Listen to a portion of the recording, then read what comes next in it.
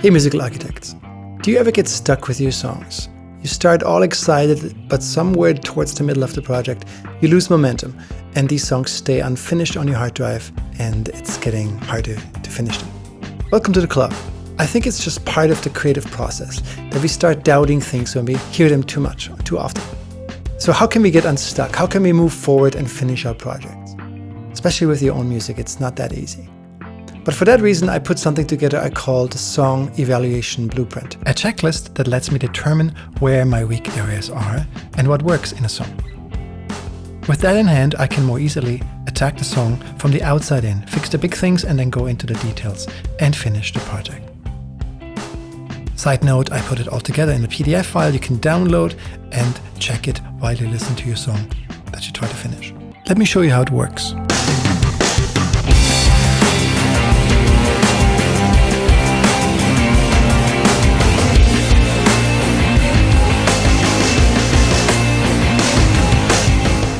It's really not easy to finish a song. I've done it thousands of times and I still struggle every time. I have ups and downs, valleys and peaks. But how do we overcome it? Let's make this a little bit more practical now. How do we fix our songs when we feel they're not quite there yet? In order to simplify the process, I separated my blueprint into two parts. Part one I called the listening phase, where we simply take in what we hear.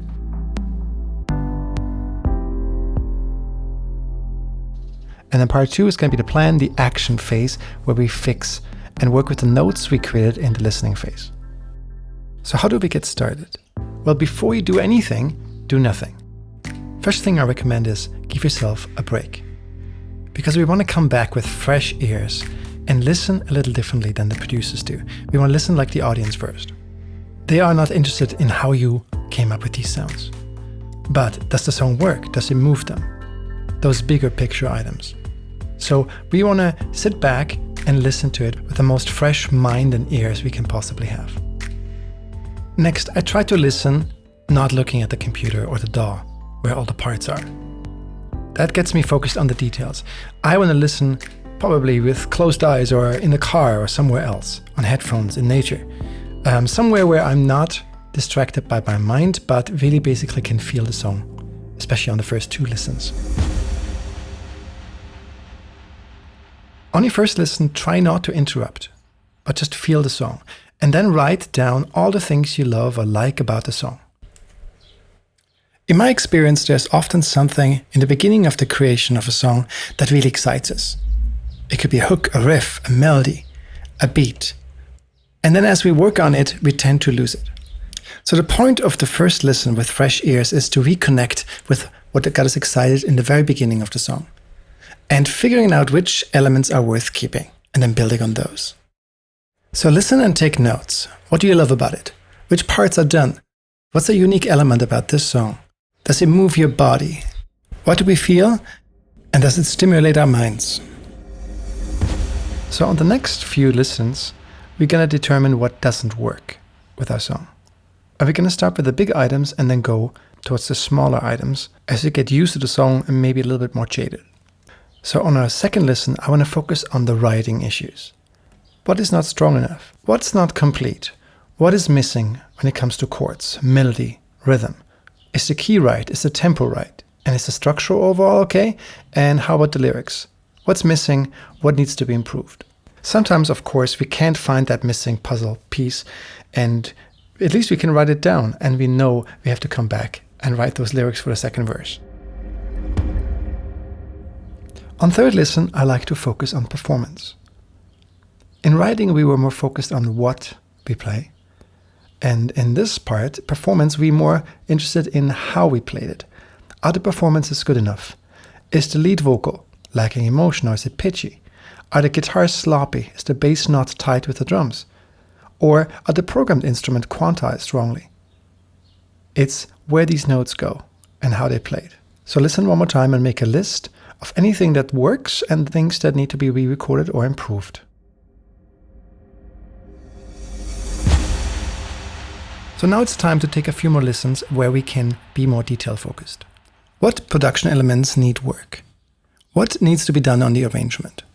It's partially cleanup, like organizing things or choosing the best takes, but there's also the fun aspect of tone shaping and sound design, where we can make our sounds unique and more interesting by adding the right effects. So in conclusion, on this list I tried to write down things that are missing in the production. I added a bunch of checkpoints to my PDF that I find common issues in productions that we can fix on the arrangement level. And this is where production and mixing intersect, because maybe it just needs a little bit of EQ or compression on a sound and it doesn't have to be changed completely. Maybe we just need to change the type of distortion on a guitar or the type of reverb on a vocal. So after we fixed the writing part and then now looked at the production and the instrumentation, the arrangement if you will, it's time to think about the mixing aspects. Maybe you're still in the beginning stages of your songwriting and your production, and it's too early to take detailed notes about the mix. But you can take a quick listen and just see where is the overall balance of instruments at. But if you're further along on the ride and you've already done most of the production, you're probably going to have lots of notes that pertain to the mix. Here's some simple checkpoints to consider when you take notes about your mix. Can we hear everything? Even if you set the levels right, instruments might not get along because they might occupy the same sonic space. Lots of instruments have overlapping frequencies, and we can cut out frequencies of instruments that are not necessary. Often that's lows and low mids on instruments that are not bass or not kick drums. Furthermore, there are 3 dimensions to any mix. So not only can you take advantage of your lows, your mids and your highs with EQing properly, but you can also pan things. So keep your central idea central, your kicks, your snares, your lead vocals, the things we need to understand from any side, and take advantage of left and right when it comes to other instruments. So guitars, keyboards, percussion instruments of the higher frequencies. They can all be a little bit off-center to give the central ideas room in the middle. Another way to create clarity is using depth. What is up front, what is back? So your backing vocals, as the name implies, don't have to be on the same level as your lead vocals. Most likely, the lead vocal will have more dominance, and the backing vocals can support them by being panned and also set back with time-based effects, like reverbs and maybe EQ as well. Maybe now it's time to step back a little bit and see if dynamically it is exciting enough. Listening to the whole song in one go would tell us if it's too linear or if we should make more dynamic differences. We can use automation to do that, or we can take parts out in certain areas and add more parts in other areas. That's probably the easiest way to get there. At this stage, you start probably also thinking about mastering. Don't compare your mix to any commercial track out there. It will be not as bright or loud or exciting as a commercially released track. But if your mix is good, mastering can take it to that last level of being comparable to other mixes out there. It's not an easy task to do yourself. It's great to experiment with it, but it's also worth hiring someone to do that final job. Great. Now we have some detailed notes. We know what's missing in the writing department. We know what we have to record or reprogram again. You might know what you have to do on the production side, what sounds need to be tweaked and what instruments need to be refined. Or maybe you are towards the end of your production phase and it's all about getting the mix right. Wherever you're at in the stage and progress of the evolution of your song. So try it out for yourself and see if it works. But I bet you're going to save a lot of time by first spending 15 to 30 minutes just writing down things, listening to it without starting to mess with your track. But this is also the time when it's really easy to get overwhelmed by all the possibilities and all the things you could do. So how do we tackle that? So here's what I recommend. Give yourself a 2 to 4 hour block of time, uninterrupted time, to tackle 1 or 2 bigger issues, or maybe 3 or 4 smaller issues.